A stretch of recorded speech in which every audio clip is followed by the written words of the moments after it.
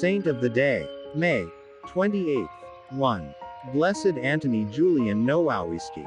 Archbishop Antony Julian Nowawiecki was born in 1858, and beatified by Pope John Paul II on June 13, 1999, along with another 107 Poles who were martyred during World War II.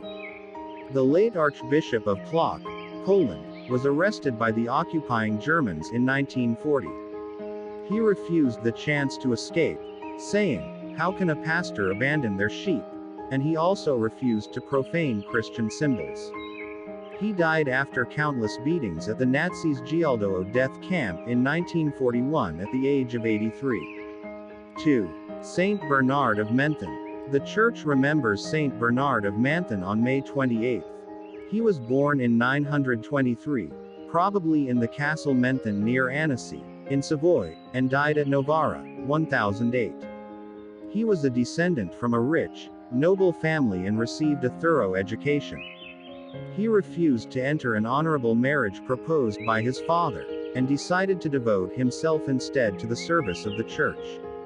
Placing himself under the direction of Peter, Archdeacon of Aosta, under whose guidance he rapidly progressed, Bernard was ordained priest, and on account of his learning and virtue, was made Archdeacon of Aosta, 966, having charge of the government of the diocese under the bishop. Seeing the ignorance and idolatry still prevailing among the people of the Alps, he resolved to devote himself to their conversion. For 42 years he continued to preach the gospel to these people and carried the light of faith even into many cantons of Lombardy, effecting numerous conversions and working many miracles. For another reason, however, Bernard's name will forever be famous in history. Since the most ancient times there was a path across the Pennine Alps leading from the valley of Aosta to the Swiss canton of Valais, over what is now the Pass of the Great Saint Bernard. This pass is covered with perpetual snow from 7 to 8 feet deep, and drifts sometimes accumulate to the height of 40 feet.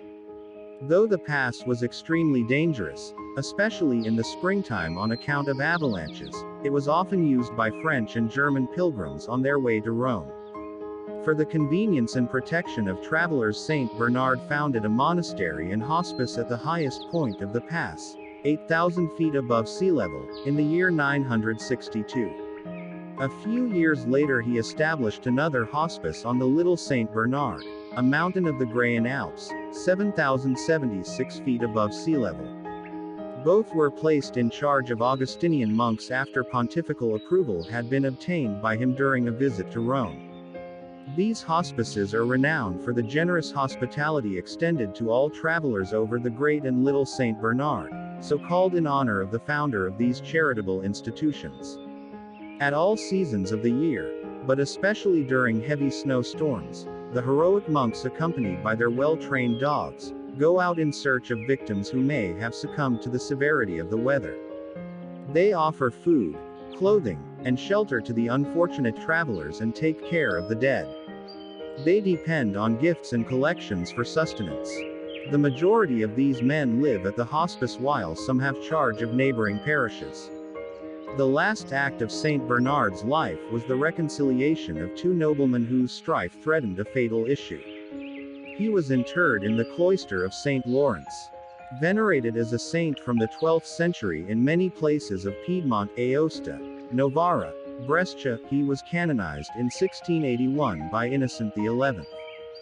Blessed Antony Julian Nowawiecki and Saint Bernard of Menthon, pray for us. K. Carla Channel.